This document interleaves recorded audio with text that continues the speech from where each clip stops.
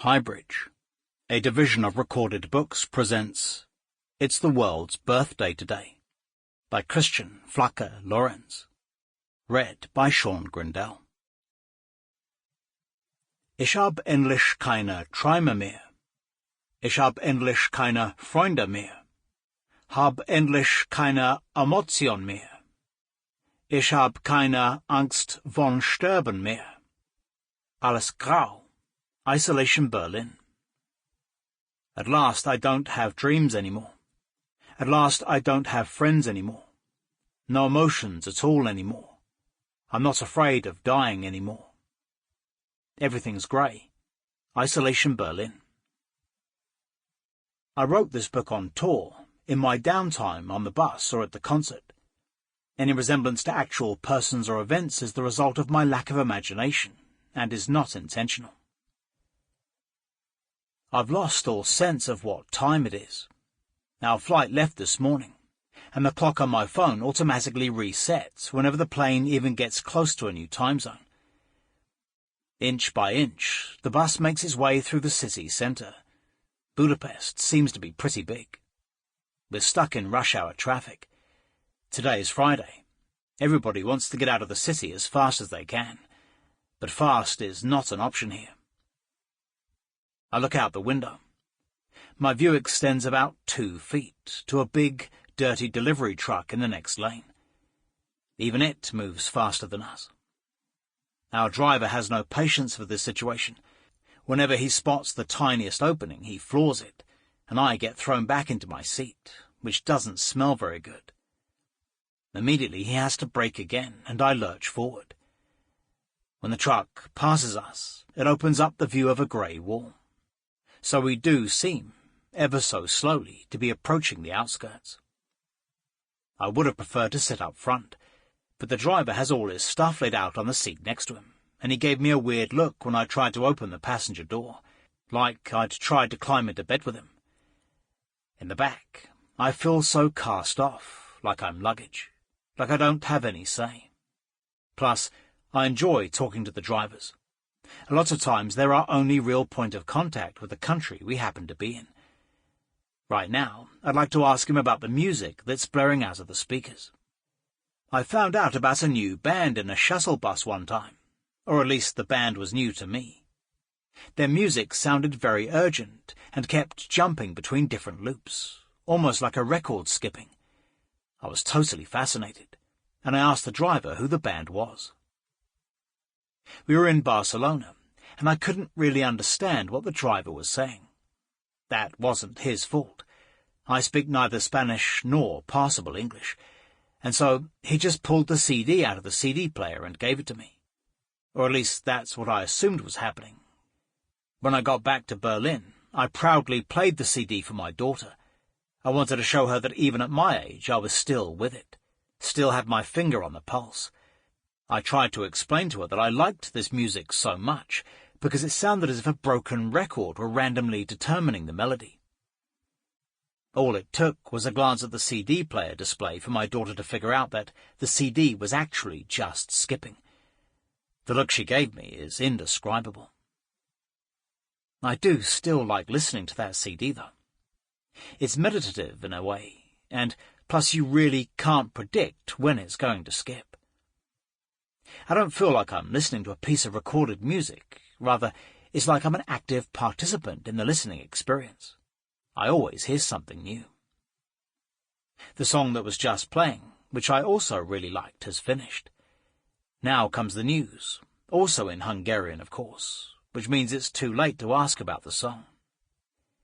I don't know how else I could start a conversation with the driver. He makes such a tight-lipped impression. Not that there's anything to talk about at the moment.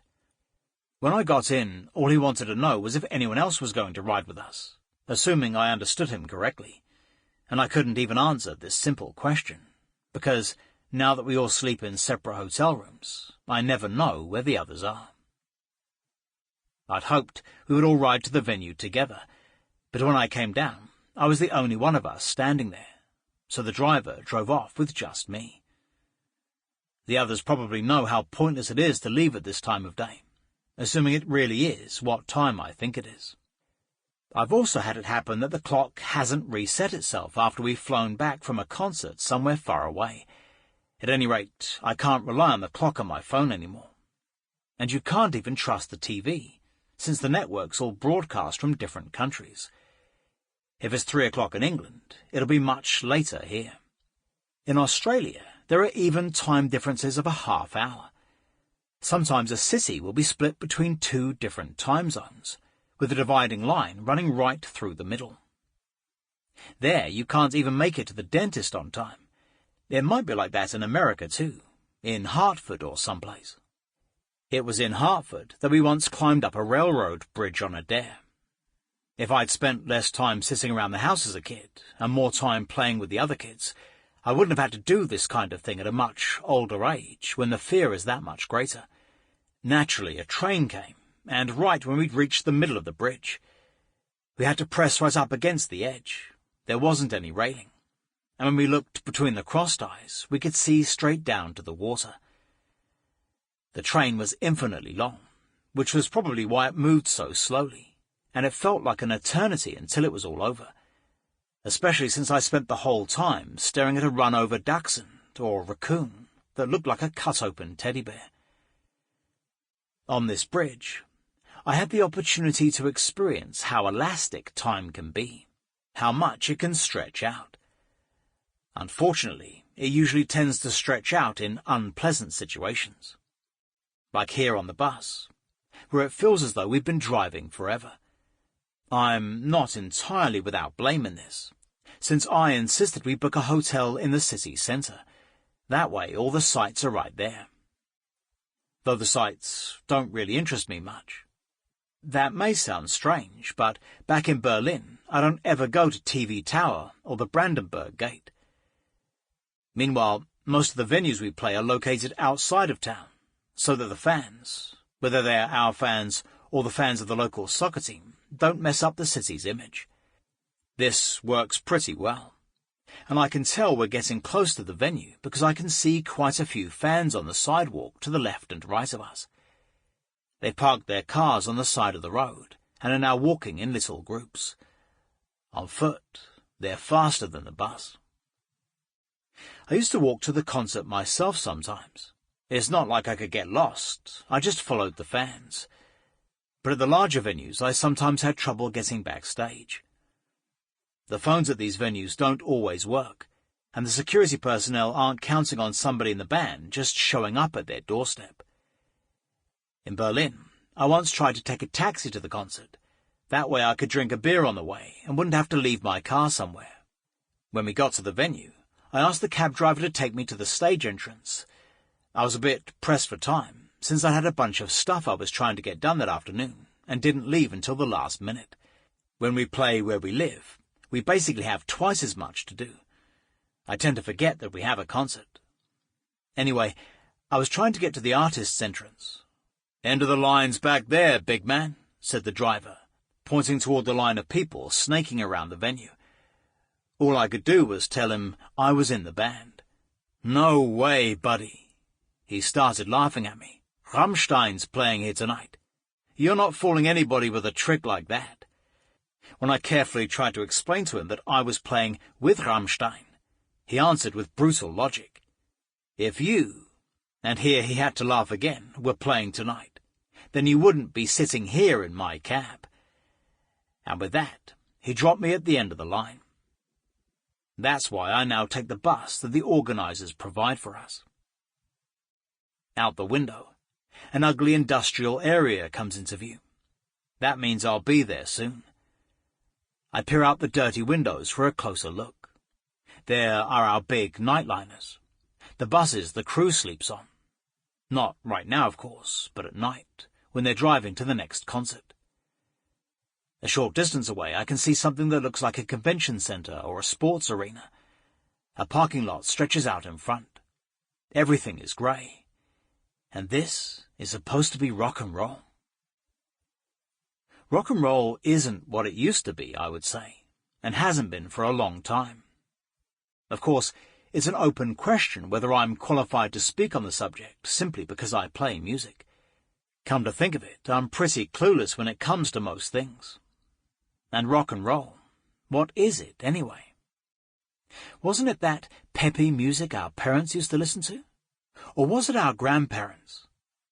Weren't they the ones who saw that Bill Haley guy play at the Deutschlandhalle shortly after the war? Or was it the Waldbühne? For us kids from East Germany, it was all the same. Neither venue meant much to us.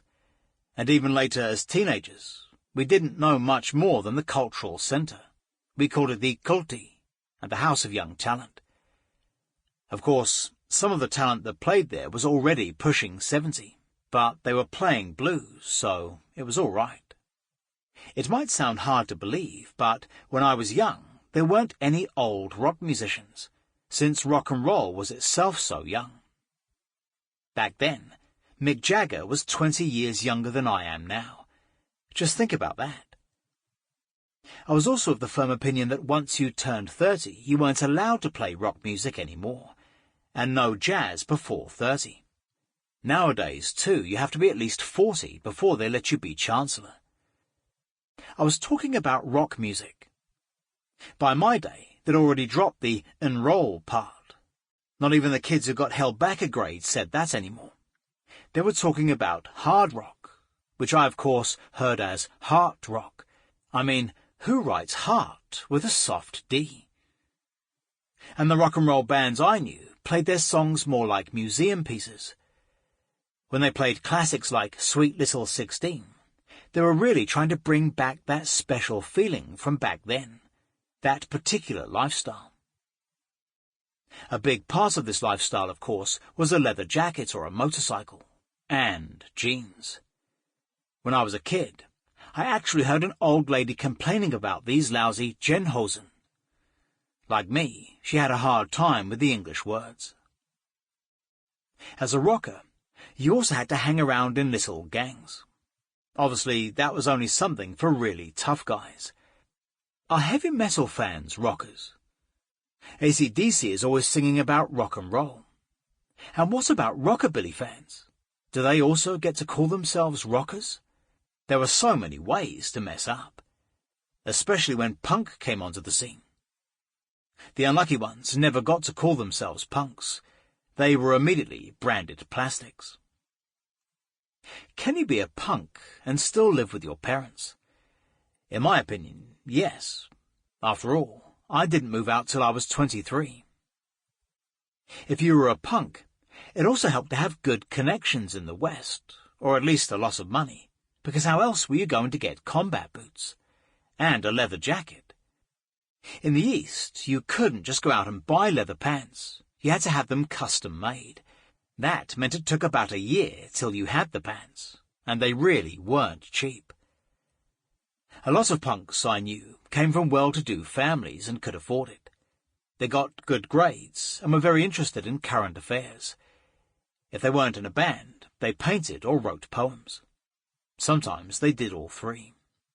All they had in common with their proletarian role models in England was their love of punk music and the fact that they could deal with being yelled at or beat up on the street. The career prospects weren't exactly overwhelming if you looked like a punk, but most of us were quite satisfied with our jobs at the post office, the senior centre or the cemetery. I never met anyone who really meant it when he painted "No Future" on his jacket. At most, they saw no future for themselves in East Germany, but a bright future in the West. Sometimes their exit visa was approved before their leather pants were finished. Then I would ask if I could have them. But it was rock and roll we were talking about. Johnny Cash once said he could look out the bus window and know exactly where he was, give or take a few miles. I believe it. What he meant was that he travelled around America so much that he knew almost every stretch of road. He played an incredibly large number of concerts in his life. It wasn't unusual back then to play 300 concerts a year, or for bands to be on tour for years at a time. Now they're always breaking up at the first sign of trouble, sometimes before I even knew they existed. But even I, who have been playing music for a few years myself, know at most a few roads in East Germany. The Helmsdorfer Kreuz and so on, or the Schkeuditzer Kreuz. where the big Hofner furniture store is. Now, though, when we fly to our concerts, all I see is a few clouds. With them, it's hard to get your bearings. By the next day, they've already disappeared. I guess real rock and roll happens on the street. And then the women. The Stones had women standing in line outside their hotel rooms, patiently waiting their turn. That's impossible to imagine. Standing in line. Even from a purely technological standpoint, something like that could never happen today. These days, in hotels, you have to put your room key in a slot in the elevator, otherwise it won't budge. How are the women supposed to get up there? I consider myself lucky if I make it to the room myself. If the stories are to be believed, musicians used to have sex before, during, and after the concert. And they radiated it too. Every guitar solo was basically foreplay. Their shirts were always open down to their belly button. Nowadays you've got monogamous, politically engaged vegans up on stage, and as if that weren't bad enough, they're even sober. They've conscientiously prepared for the concert with yoga breathing exercises and done stretches to warm up their muscles. That's probably not all true. I probably just have a certain perspective on things because I've gotten so old. I suppose that too great a distance has opened up between my own meagre life and rock and roll, assuming they were ever close in the first place, and that's doubtful, objectively speaking. Nor has anybody other than me ever noticed that for years I've thought of myself as a punk. Right, it's not because of my age. I'm a punk, not a rock and roller. That's why I don't know what rock and roll is, or how rock and roll is supposed to act. I don't know how a punk is supposed to act either, but I just feel better when I tell myself that I'm a punk. Chapter 1. I pull at the zipper of my jacket with all my might, but it just won't budge. Probably because I sweat so much on stage. Everything gets soaking wet and starts to rust in the dresser. I thought my zippers were made of stainless steel and didn't rust, but this one here is totally stiff and won't move an inch. "Got any guests?" a voice shouts in my ear. It sounds a little like Kermit the Frog, only much, much louder. I jump up and knock my elbow against the little table in front of the couch. The pain is like a lightning bolt coursing through my entire body. I'm so startled I slide off the couch. "Got any guests?" Tom, our band assistant, looks at me, blank-faced. He's not tall, but very muscular, especially his face. And he wears giant horn-rimmed glasses, behind which you can barely see his eyes. Tom is nearsighted, which might be why he gets so close to the person he's talking to. Right now, he's working on getting the guest list finished. Because he has no interest in the alternative, hectically trying to radio the box office with the names that we shout at him at the last minute, right before the concert starts, he prefers to track everyone in the band down early in the afternoon to see if we want to put anyone on the list. "Got any guests?" As I still haven't been able to answer him, he shouts it a third time. Actually, he's not shouting. He just talks loudly. This is his normal, on-the-job volume. Really, he's totally calm and relaxed. To stop him from yelling a fourth time, I quickly shake my head, and just to be on the safe side, I say quite clearly, "No thanks, I don't have any guests today." Tom nods, satisfied. He figured that was the case, but better safe than sorry. This is something he's learned in years of dealing with musicians. But who am I supposed to know here in Budapest? It's true, sometimes people I know who happen to be in the area will call me and ask to come to the concert, but that's really the exception. And whenever it does happen, I let Tom know right away, just so I don't forget, and the people aren't standing desperate outside the venue later that night. I know that awful feeling when you set out to go to a show, full of eager expectation, and then don't get in. The guests can't reach me at that point, since I can't hear my phone so close to the concert. And so they stand sadly outside, watching all the people streaming into the hall and wondering where they went wrong in their lives. Counting on me was definitely one of the mistakes. Tom storms out of the dressing room to go looking for the other guys in the band, and I turn back to my jacket. If I can't get the zipper to open, I won't be able to wear it tonight. See, the sparkle jacket, as I call it, because it sparkles like a disco ball when the light hits it, fits my body very tightly. It was lovingly tapered, or, no, I mean, of course, tailored, especially for me, from sequined fabric. But since I sweat so much, it gets a bit tighter after every concert, or I get a little fatter after every concert. One shouldn't always try and lay the blame elsewhere. This jacket is, of course, an essential part of the show. It's not like any one of us can just wear anything he feels like. People should be able to tell that we're a band. Besides, some clothing makes you invisible on stage, and I stand way in the back. And I don't want to know what the band would say if I were to walk out on stage without my sparkle jacket. Or, well, maybe they would even be happy, since my sparkle suit definitely makes me stand out, which doesn't sit well with everybody. We all want to be equals, after all. But it's kind of part of my character on stage that I look different than, for example, the guitarists. And nobody would buy it if I stepped out there all serious and mean-looking. The credibility of the whole band would suffer for it. The funnier I look, the meaner the others seem. It's like a police interrogation, where you've got the good cop and the bad cop. I reached down to grab a soda from the blue plastic tub under the table. When I was a toolmaker, we would put rusty screws in soda to get them smooth again. I have to root deep down into the ice. All I can find is diet soda, but who cares? I pour it on the zipper. Most of it lands directly on the white tablecloth. For some strange reason, Tom is adamant about there being white tablecloths on the tables, even if most of the time they don't even last till the start of the concert. What do we need white tablecloths for, I think, and pull it off the table. The bowl of nuts comes off with it. I'm allergic to nuts. But since they're usually on the table, probably for the same reason as the white tablecloths, I'm always absent-mindedly stuffing a whole bunch of them into my mouth. When my throat starts to itch and I can no longer breathe, I remember that I'm really allergic. I should ask them not to put any nuts in the dressing room.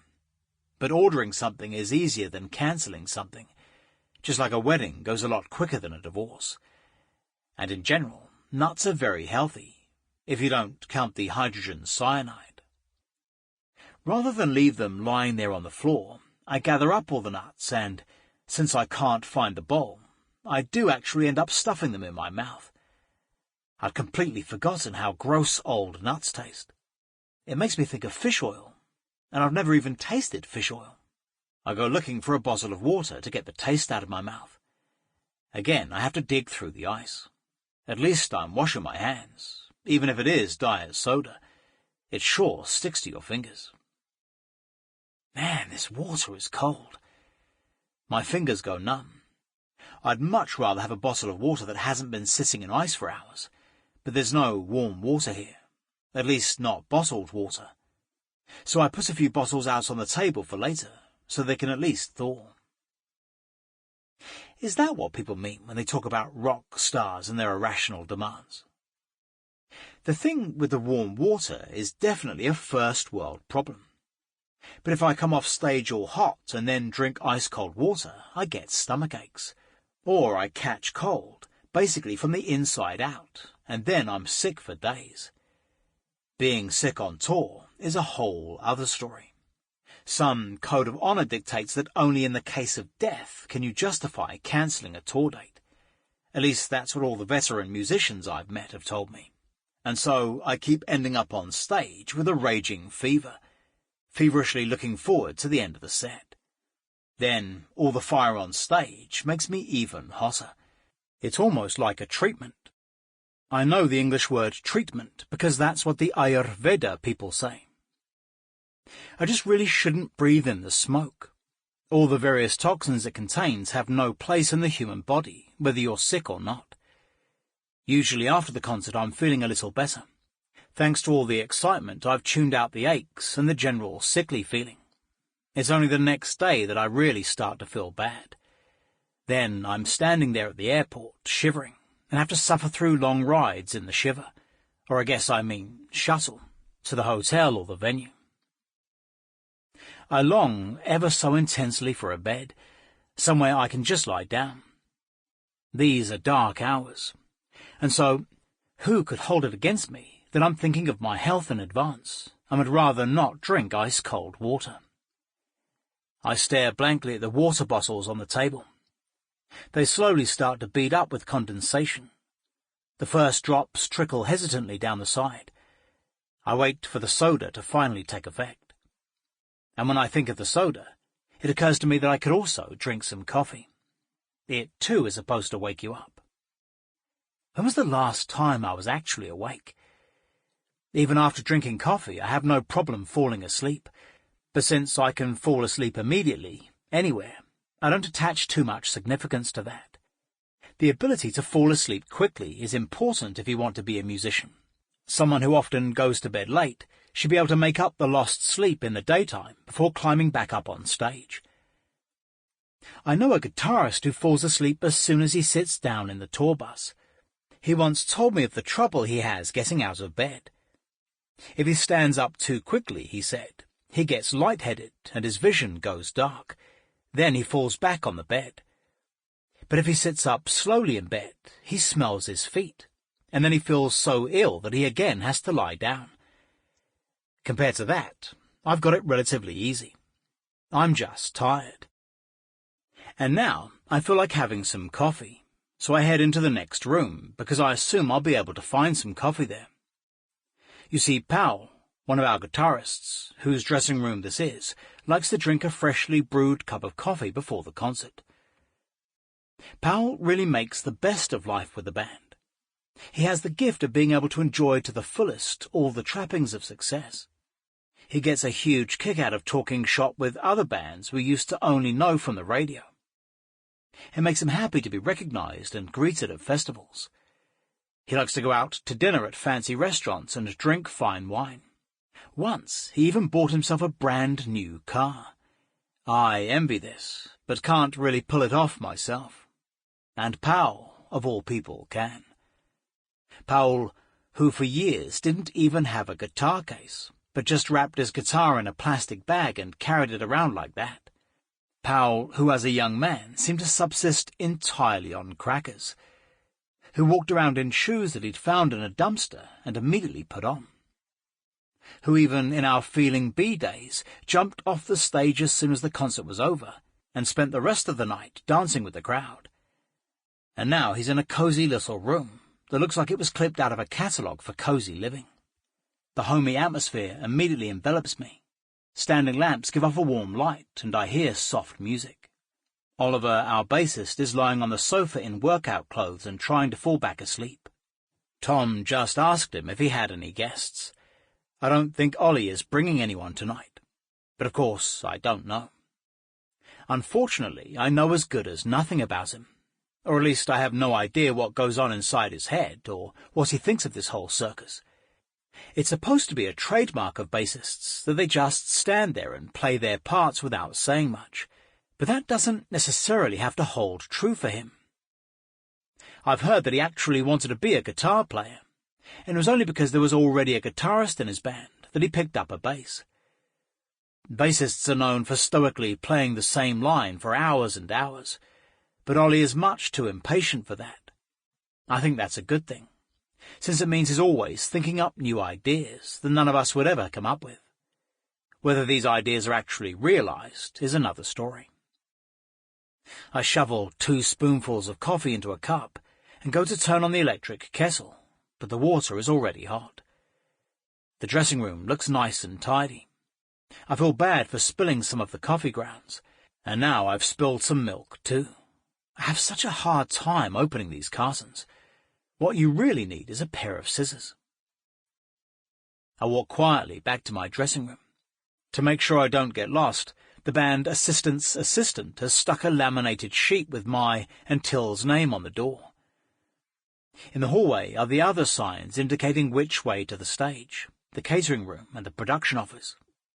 They get taken off and packed up. Sample complete. Ready to continue?